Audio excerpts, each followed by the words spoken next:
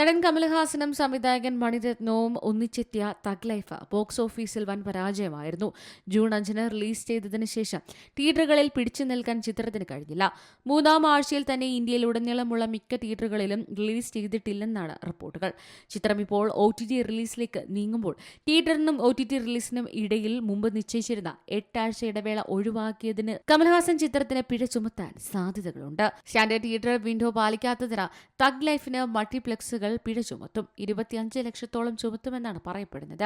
Box ഓഫീസിൽ ചിത്രത്തിന്റെ മോശം പ്രകടനം കണക്കിലെടുത്ത് തഗ് ലൈഫിന്റെ OTT ഏറ്റെടുക്കൽ വില നെറ്റ്ഫ്ലിക്സ് കുറച്ചതായി റിപ്പോർട്ടുകളുണ്ടായിരുന്നു. തഗ് ലൈഫ് വെറും 4 ആഴ്ചയ്ക്കുള്ളിൽ നെറ്റ്ഫ്ലിക്സിൽ പ്രദർശിപ്പിക്കുന്നത്. ചിത്രത്തിന് തമിഴ്നാട് ബോക്സ് ഓഫീസിൽ നിന്നും 50 കോടി പോലും കടക്കാനായിട്ടില്ല. നെറ്റ്ഫ്ലിക്സിലൂടെയാണ് ചിത്രം സ്ട്രീം ചെയ്യാൻ ഒരുങ്ങുന്നതും. ചിത്രത്തിന്റെ തമിഴ്, തെലുങ്ക്, മലയാളം വേർഷനുകളാകും ജൂലൈയിൽ ആദ്യം പുറത്തിറങ്ങുക. സിനിമയുടെ ഹിന്ദി പതിപ്പ് 8 ആഴ്ചയ്ക്ക് ശേഷം മാത്രമേ OTTയിൽ സ്ട്രീമിംഗിന് എത്തൂ. Entertainment desk, Zee Malayalam News. ഏറ്റവും പുതിയ വാർത്തകളും വിശേഷങ്ങളും വിരൽത്തുമ്പിലറിയാൻ സി മലയാളം ന്യൂസ് എല്ലാ ഡിജിറ്റൽ പ്ലാറ്റ്ഫോമുകളിലും ലഭ്യം.